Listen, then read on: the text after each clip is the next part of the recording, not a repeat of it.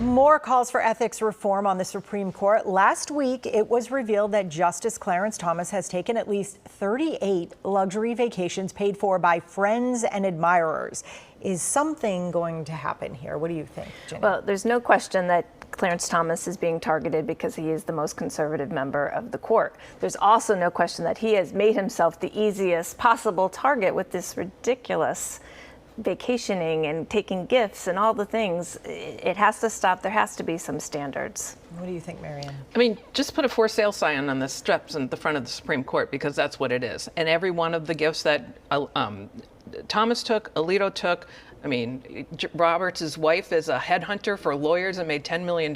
All of them have taken gifts from people who had cases in front of the court. Come on. So the Senate is going to put an ethics package together. They're going to pass it. And the biggest development this week, Elena Kagan coming out and saying, well, they're the ones who put us in office. They're the ones who put us on the court. They can regulate us. Rally on Boston Common. It was a Hollywood moment for Senator Elizabeth Warren. Take a look. Enough is enough. Pay the people who do the work.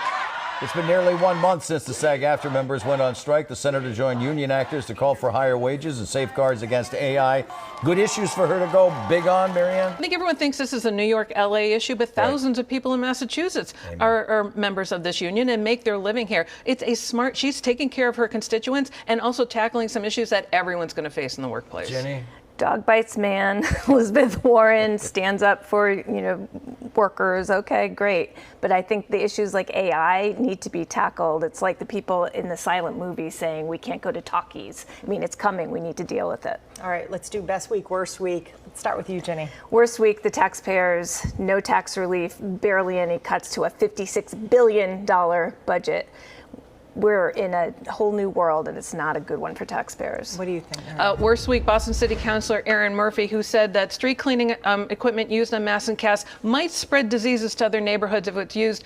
A colleague of hers reminded her that they don't actually use that in Mass and Cass. So here's someone who presented no information, no facts, no knowledge about this to make a point, and it was a cheap political point. Another page out of the playbook for Donald Trump with Erin Murphy, and everyone should take note. Guys, thank you. Folks, thank you for joining us. Every Sunday we go on the record.